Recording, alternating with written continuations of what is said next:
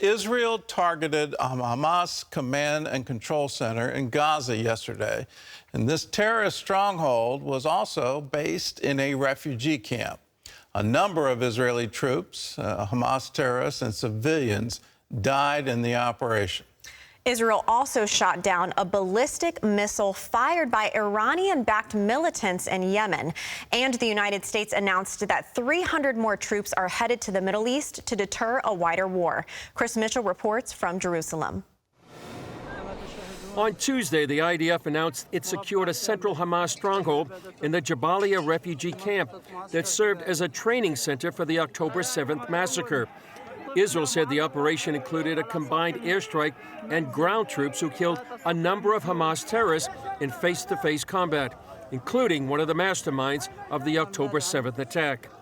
A Gaza hospital director said the strike also killed and wounded many civilians when buildings collapsed along with Hamas's underground tunnel complex.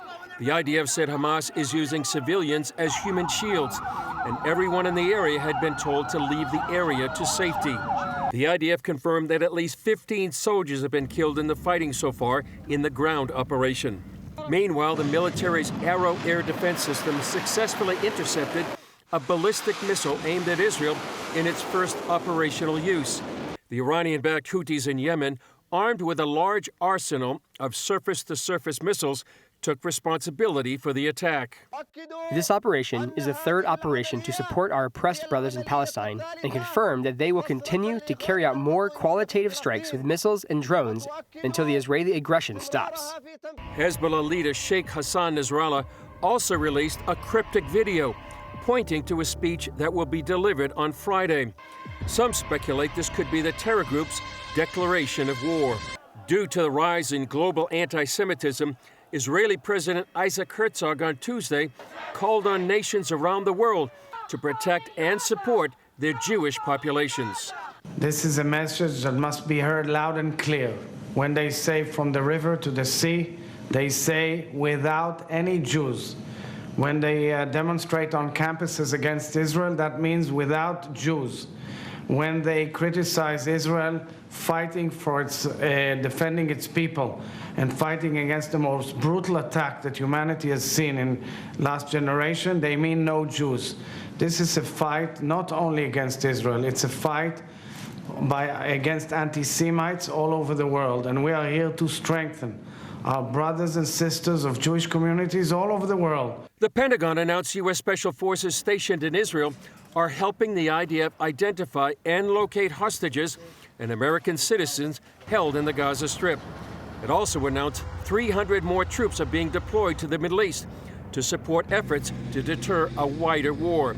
Meanwhile, the Palestinian Crossing Authority said more than 400 foreign passport holders would be permitted to leave Gaza on Wednesday.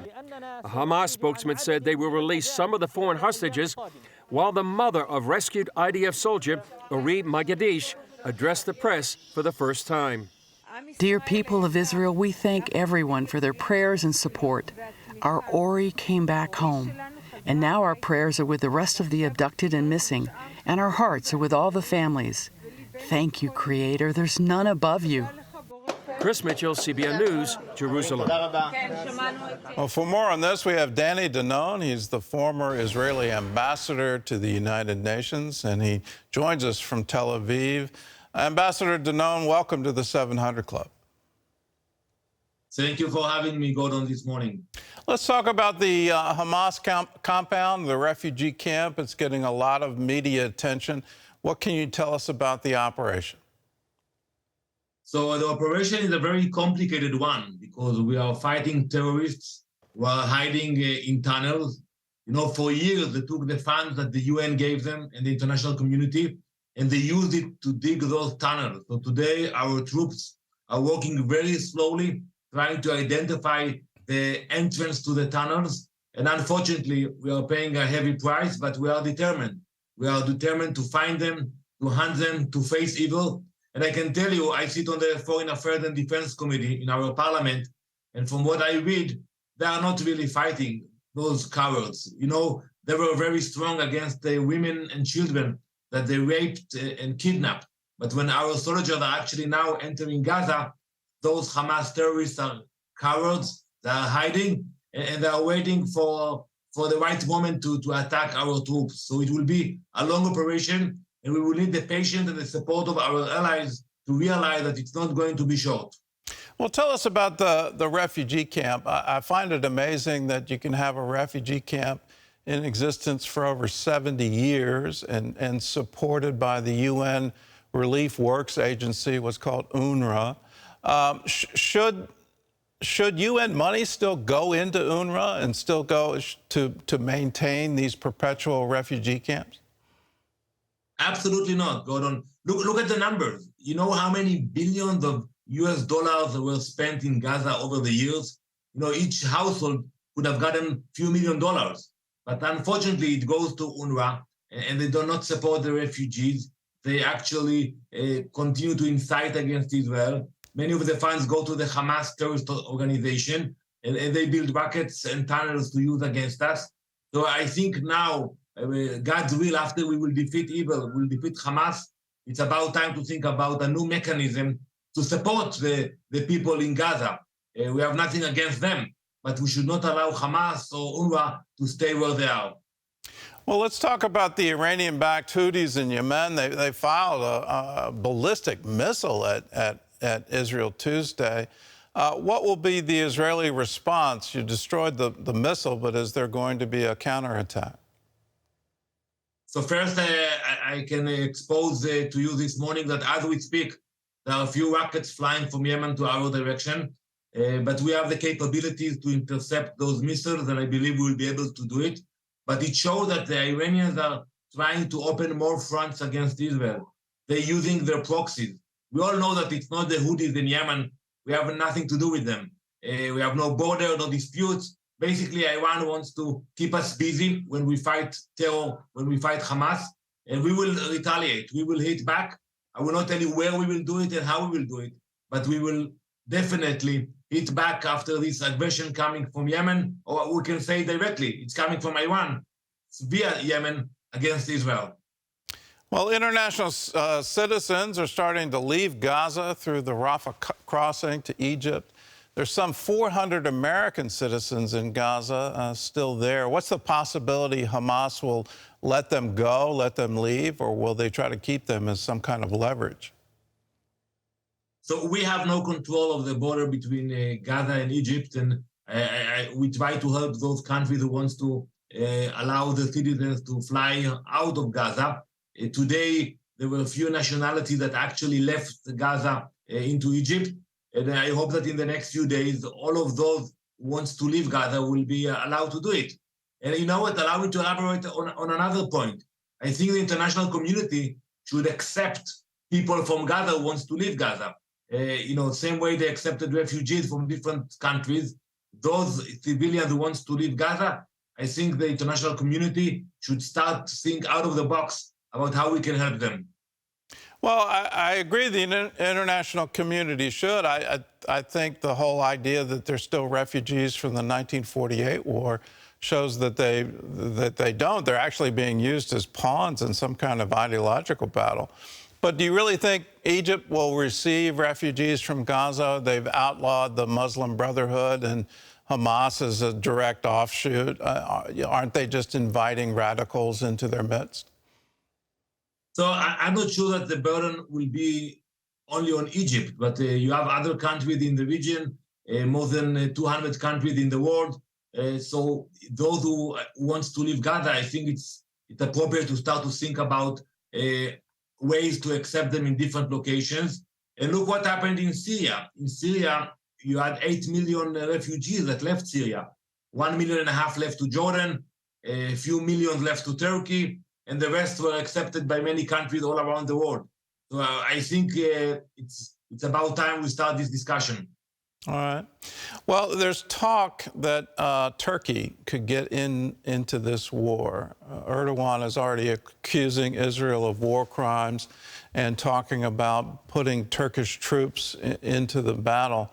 Are you concerned that this could be a much wider regional conflict?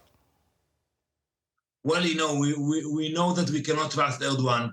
He always he plays a double game. NATO Turkey is a member of NATO. It's a big country. Only a few weeks ago, there was a meeting between Erdogan and Netanyahu at the UN.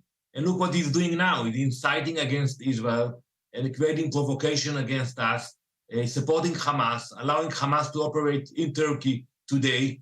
And that's shameful. So I don't think he wants to get involved in a war with Israel, but I can tell you that he's giving a lot of support to Hamas today, and that's shameful. What do you think the end game is here? The destruction of Hamas is the goal, but after the destruction of Hamas, do you have any prediction what will happen with Gaza? Will there be international peacekeepers? What will be the government there? Any predictions on that? So I think we have to focus on the first goal, which is eradication of Hamas, eradication of evil, and bringing back the kidnapped Israelis. You know, we have 30 babies. That's for almost a month now in the hands of Hamas. After we do that, I think we should work with the international community to find some kind of a mechanism, a mandate to allow for the people in Gaza to build their own future. But we have to pay attention to what's happening there. We will not repeat the mistake we did last time that we left Gaza 18 years ago, and we hoped for the best. And look what happened. We have a terror entity in our backyard, and we have evil monsters that came to our communities and committed such atrocities. Well, I like to remind people that when Israel pulled back and there was this concept of an Arab Spring under President Bush and free elections were held in Gaza, what did they do? Well, they elected Hamas to lead them. Hamas, a year later, suspended all future elections.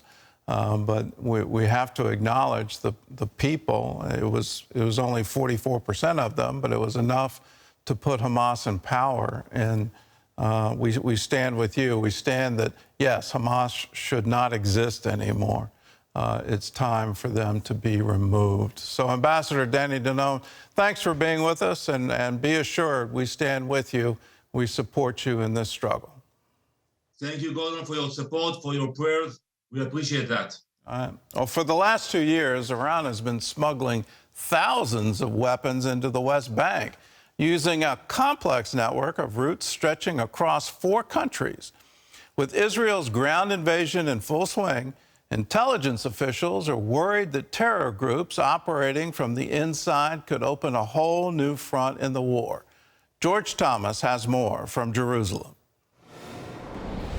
Sima Shine, former intelligence officer with Israel's Mossad agency, tells CBN News this map produced by her institute shows the extensive network Iran is using to smuggle weapons to the West Bank and beyond. Iran is the main proliferator in the region. They send UAVs and missiles to the Houthis in Yemen, to their militias in Iraq, to Lebanon, to Hezbollah, to Hamas in Gaza, and they have their presence in Syria. So what happens in the region, wherever you find any conflict, you find the fingerprint of Iran.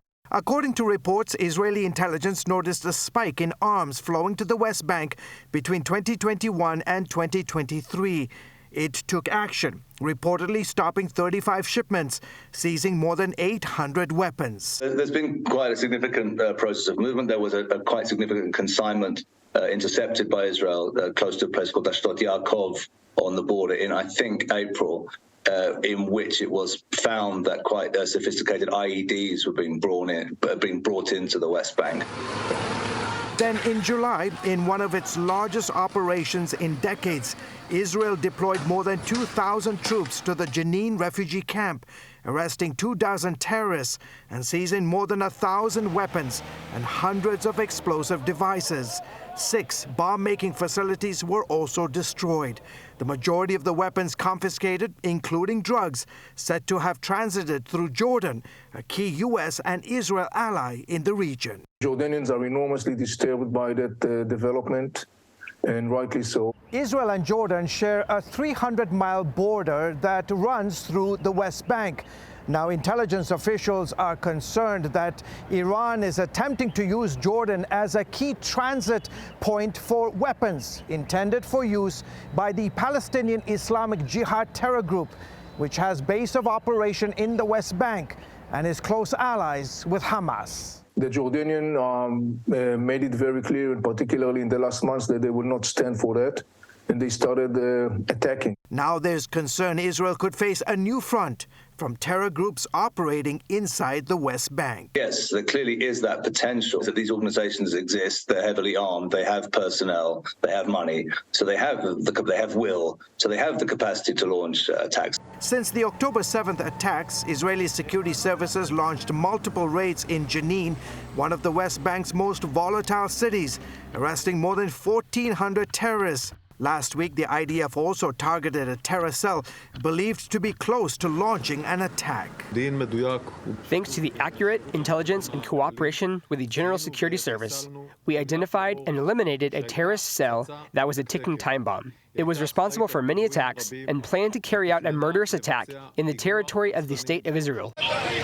As the IDF continues to pummel Gaza, the government here also tightening security across parts of Jerusalem and the West Bank to ensure violence and potential terror attacks don't open a new front on Israel. George Thomas, CBN News, Jerusalem. Well, please be in prayer for Israel. Please be in prayer for the entire region, that there would be peace, not just in Jerusalem, but also in Gaza. The people there suffering under Hamas, what is happening is absolutely horrific. But there's potential, and it's huge potential, for this to become a wider regional conflict. Now, keep this history in mind. The Islamic Brotherhood is the parent organization of Hamas. They were elected in Egypt. They've been declared illegal now, but they actually held power in Egypt for a period of time, and that was recently. And you look at the political situation there, if it continues on in Gaza, is there likelihood of some kind of revolution in Egypt to get a new government, and would that new government then declare war against Israel? In Jordan, the PLO tried to depose the king of Jordan. They were stopped in that, and then they were expelled into southern Lebanon. Jordan has a large Palestinian population. Could they be radicalized, and could they try to create some kind of foment there and take control of that government? Iran's been operating behind the scenes on all of this, and whether it's Hezbollah in southern Lebanon, Hamas, what we just saw, what they're doing in the West Bank, would they launch a war against Israel? And then we've heard Erdogan in Turkey. He's saying, I'm going to put troops into Gaza. Could this turn into a much wider regional conflict? Let us pray it doesn't, because that's in nobody's interest to have that. We need to eliminate Hamas. What they did on October 7th is absolutely horrific. They should not exist anymore. I stand with Israel in saying Hamas has to go. But I also want to stand for peace. Can there be peace there? Can we pray for the peace of Jerusalem? And can we pray for the freedom of the people in Gaza, that they could enjoy the same things that you and I enjoy? Stop this ideology, this hate. It's an Islamic death cult. Let's put an end to it so that there can be peace in the region.